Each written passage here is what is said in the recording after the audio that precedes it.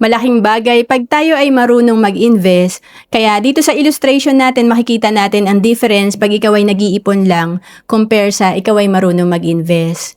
Halimbawa, nakakapag-ipon ka ng 100 pesos per day or 3,000 pesos per month. Kapag ito ay inipon mo lang, halimbawa kumikita lang ng 1% or less, ito ay nasa 720,000 after 20 years.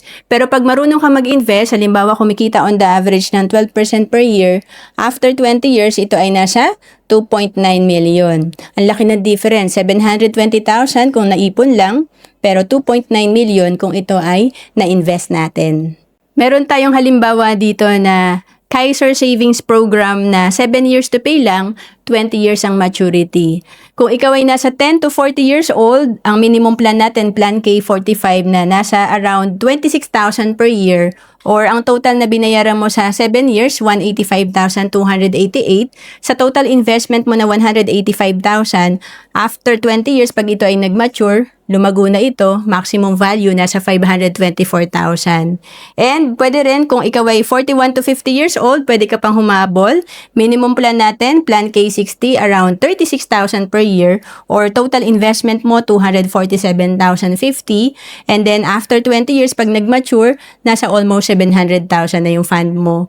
At kung 51 to 60 years old ka naman, minimum plan natin is Plan K75 na around 45,000 per year or sa loob ng 7 years, ang total investment mo nasa 308,813. And then pag ito ay nag-mature after 20 years, ang projection nito nasa 875,000.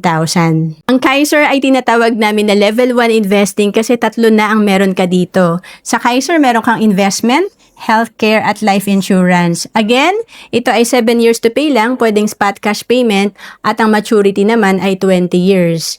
And kung OFW ka, pwede ka sa Kaiser. We have online application. To know more about Kaiser, message mo lang ako sa Facebook, Roan Celes Capistrano, or email me at roan.capistrano@gmail.com.